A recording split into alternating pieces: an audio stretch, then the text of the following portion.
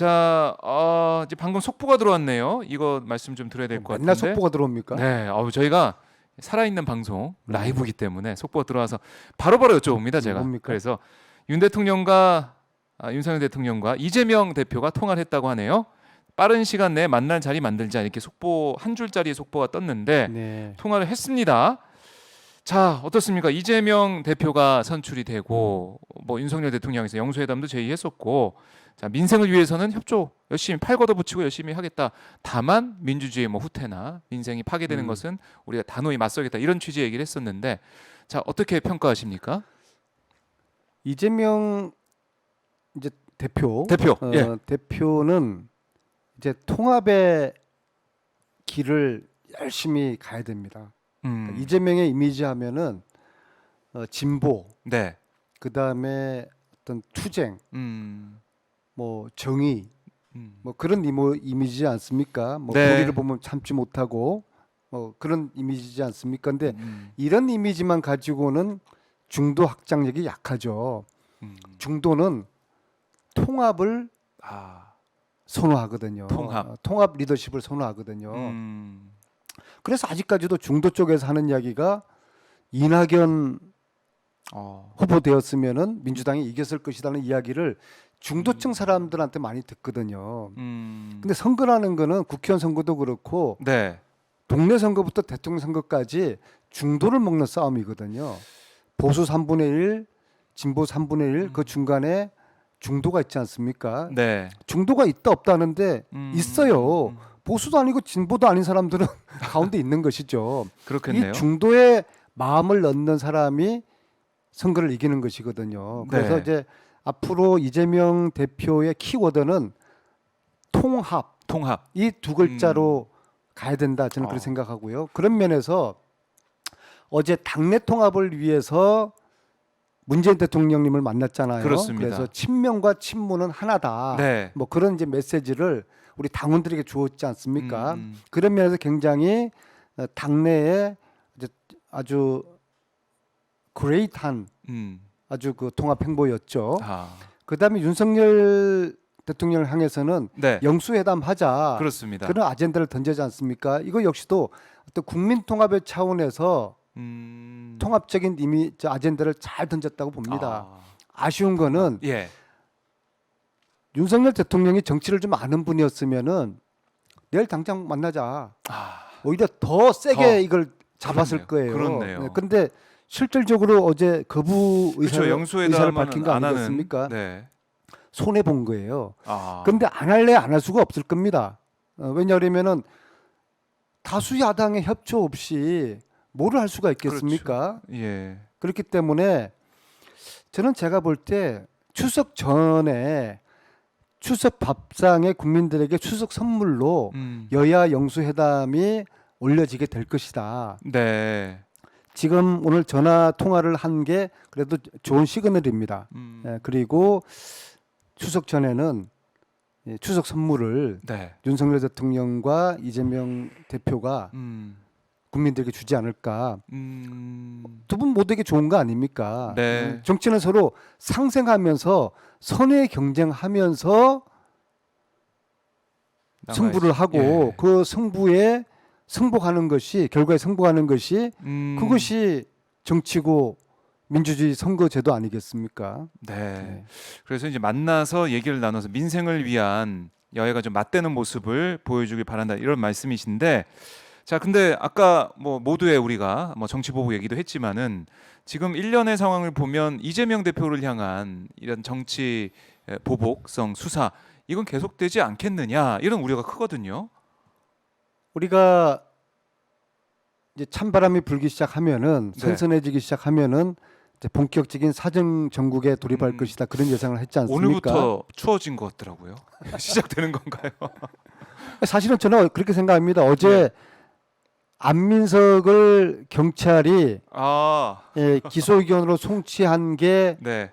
이게 이제 찬바람이 선선한 바람이 부니까 이제 드디어 시작하구나. 네. 저는 그런 생각이 들었고요. 예. 예, 안민석. 뭐 1순위 훈장으로 알겠습니다만은 그런데 이 윤석열 검찰공화국이 지금 딜레마에 빠졌어요.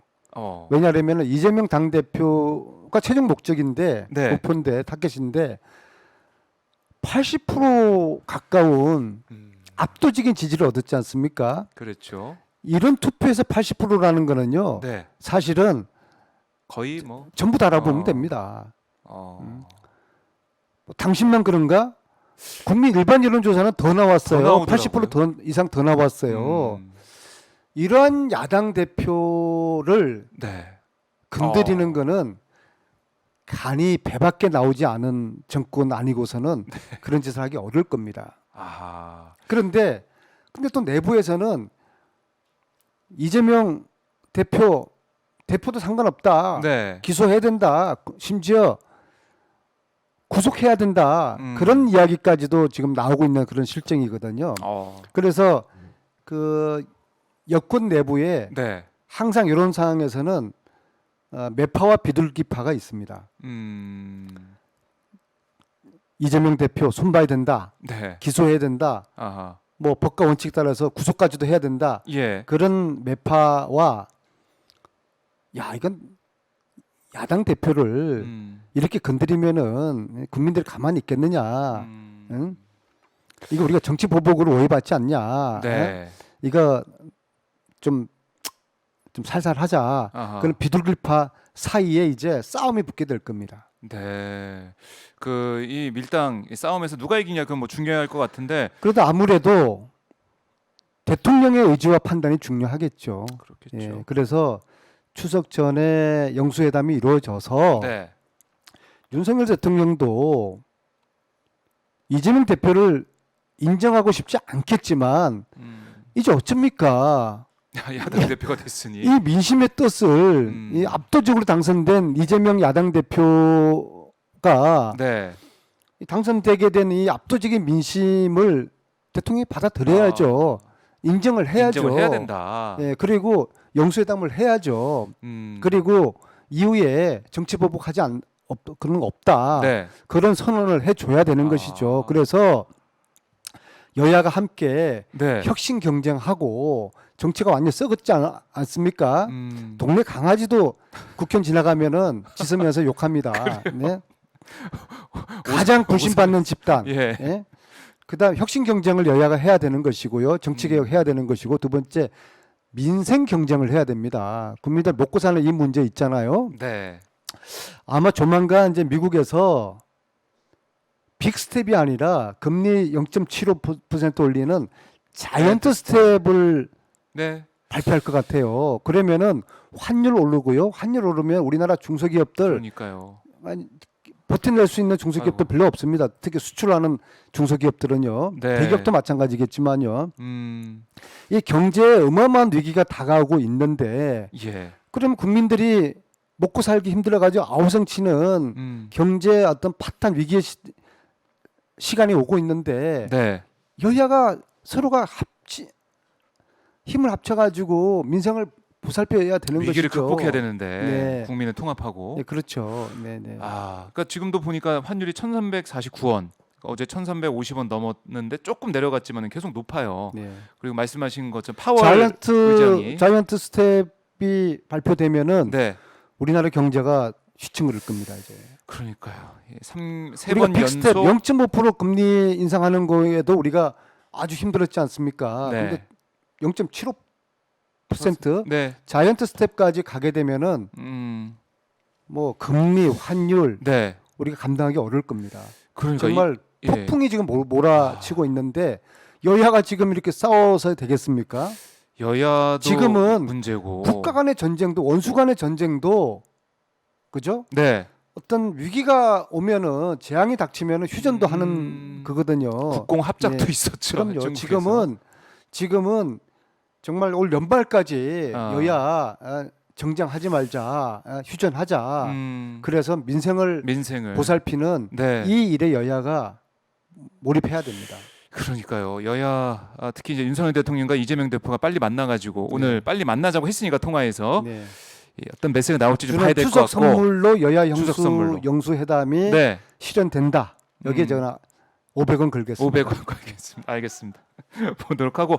아니 근데 뭐 여야가 만나서 여야가 머리 맞대고 이건 좋은데 뭐 그 당연한 얘기인데 지금 여당 상황에 보면 뭐 하나가 좀 안 되고 있어요. 여당이 지금 시끄럽습니다. 어떻게 봐야 됩니까? 이게 완전 콩가루 집안이고요. 콩가루 집안이 이게 권력 투쟁을 하는 것이거든요. 근데 이게 권력 투쟁의 내용이 세게 하고 있어요. 지금 보니까. 제가 볼 때는 예. 21세기 세계 정치사의 최대의 희극이에요. 최대 희극이다.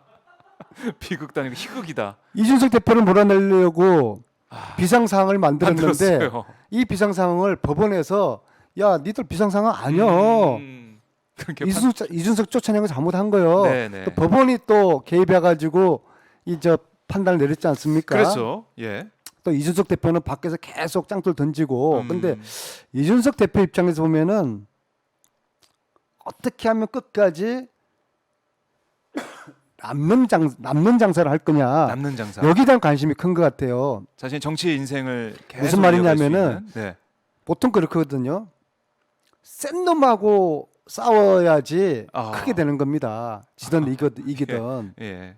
맞아요. 가령 이제 학자들 세계에서도 음. 최고의 학자의 학설에 대해서 비판하는 소장파는 네. 갑자기 쑥 크거든요. 아, 맞짱을 뜨면 그렇죠. 지금 지금 나도 뜬다. 이준석 대표는 예. 윤석열 대통령하고 싸우는 거예요. 뭐 윤핵관 이거는 뭐 사실 사실까는 치지도 않는 것 같아요. 지금 그럼요. 보니까 뭐 이준석 대표가. 그거는 뭐 격가지고요. 예. 이준석의 타겟은 윤석열 대통령이거든요. 예. 윤석열 대통령 사과하라. 음. 문자 보낸 거 사과하라. 체리 따봉. 체리 따봉 나한테도 좀 보내달라. 그런 메시지거든요. 예. 어떻겠습니까? 윤석열 대표가 그러니까 윤석열 대통령이 이준석 손을 잡으면은 네. 껴안아 주면은 이준석 대표가 어쩌겠어요?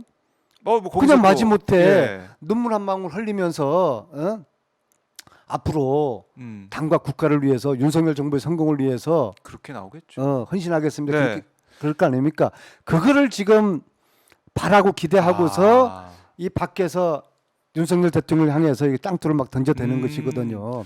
큰 이제 정치적인 모험을 한 것이죠. 네. 결과는 지켜봐야 되겠지만은 일각에서는 윤석열 대표, 이준석 대표의 정치인이 끝났다고 하지만은 네. 어떻게 이제 겨우 37이거든요. 젊어요. 앞으로 30년 남았어요. 네. 네. 그러니까 지금 이것도 이렇게 자신의 생각에는 뭐 의와 불의의 싸움으로 보고 근데 자신 아마 옳은 소리 한다고 하니까 네, 이 파국이 네. 윤석열 대통령과 이준석 대표의 이 전쟁이 지속되면은 그 다음에 선택은 뭐냐? 제가 생각할 때는 윤석열 신당이 탄생을 할 가능성이 클 겁니다. 윤석열 신당이 네. 이준석 그것의 신당이 아니라 목표는 윤석열 오로지 신당. 이준석 그쪽 파들을 잘라내기 위해 가지고 따로 더 많다는 신당을 만들어서 예. 근데 만드는데 탈당하는 그런 형식이 아니고 몇 네. 명이서 신당 만들어서 기존의 국힘하고 통합을 하는 거죠. 사실 이 시나리오가 우리 예. 민주당한테 아주 위험한 시나리오입니다. 왜요? 지금 이 상황이 예. 1년 후에 벌어졌으면은 총선에서 저희들이 무조건 유리한 정치 지형이 되는 것이죠. 지금 예방 주사를 너무 세게 맞고 있어요. 네. 국힘이나 윤석열 정부가. 아. 그런 정치라는 거는 벼랑 끝에서도 다시 기사회생해서 전열을 가다듬는 거거든요. 그렇죠. 그래서 가령 신당 만들어지고 신당하고 국힘하고 통합하고 우당탕탕 하면서 컨벤션 효과. 다시 한번 정렬이 예. 견고하게 만들어질 그런 네. 이제 가능성이 저희들로서는 굉장히 위험한 시나리오인데 근데 또 한편으로는 국민들이 불쌍한 거죠. 그렇죠. 사실 윤석열 정부가 성공해야지 국민들도 행복한 거 아니겠습니까? 아유, 근데 당장 경제가 얼마나 어느 힘듭니까? 정권이든지 성공 네. 여부는 초반기에 결정되는 거거든요. 가장 힘 있고 우리 문재인 예. 정부가 실패해서 정권을 뺏기지 않았습니까? 그게 초반에 1년 동안 촛불 민심을 과감하게 담아서 네. 아주 담대한 개혁을 해서 했어야 되는데. 재벌 개혁, 언론 개혁, 교육 개혁, 검찰 개혁 이거를 1년 내에 우당탕탕 하면서 네. 감옥 뭐 보낼 놈들 감옥 보내고 반성문 쓰게 할 놈들 반성문 쓰게 하고 그다음에 1년 후에 감옥에서 뭐 반성문 바꿔서 풀어주면 되는 거거든요. 네. 1년 동안에 그걸 다 했어야 되는 건데 이걸 못해서 문재인 정부가 실패한 거 아니겠습니까? 정권 재창출 윤석열 못했다. 정부도 마찬가지예요. 예. 이번 1년을 지금 놓치면은 이제 싹수가 노랗게 지금 보이는 거 아니겠습니까? 어떤 국정 뭐 지금부터 20%대 뭐 지지율 국정 나오고 운영에 하니까 동력이 지금 이런 거 아니겠습니까? 네. 뭘 할 수 있겠어요? 잘 안 보이죠. 그래서 뭐 신당이 아니라 신당 할아버지를 만들려고 하더라도 선거하기는 어려울 것 같다라는 뭐 그런 또 생각도 해보는데 네. 우선은 지금 이 상황은 윤석열 대통령이 정리할 수 있고 이거를 뭔가 화합으로 갈 수 있는 키를 쥐고 있는데 과연 그 키를 행사할지 보여줄지 그냥 모르겠어요. 저는. 근데 이제 윤석열 지금 1년에 중요한 판단한 거 보면은 네. 뭐 청와대 이전 윤석열 대통령의 판단이었다고 봅니까? 아 누가 뭔가 나와라. 이 중요한 그래서 판단을 하는 네. 또 다른 보이지 않는 그런 비선들이 있지 않나 그런 생각 드는 거 아니겠습니까? 계속 그런 얘기 그죠? 나오고 있어요 네. 지금. 인사도 그렇고요. 네. 그렇기 때문에 대통령을 하고 싶어도 그 주위에 의사결정에 영향을 미칠 거라고 생각되는 그런 사람들이 네. 이준석은 주게 된다라고 이야기하면은 아, 아마 그렇게 쉽게 혼자서 판단 또 하지는 못할 것 같습니다. 그렇네요. 그것까지 얽혀 있다. 그럼에도 불구하고 예. 추석 전에 영수회담 이루어진다에 500원 걸겠습니다. 500원. 알겠습니다. 그렇지 않으면은 500원? 윤석열 대통령은 네. 대통령은 예. 좁쌀 대통령이라. 접살 대통령이 된다. 알겠습니다. 자, 아유, 예, 확언을 좀 해주셨기 때문에 이따 한번 보도록 하고 다음에 좀 보도록 하고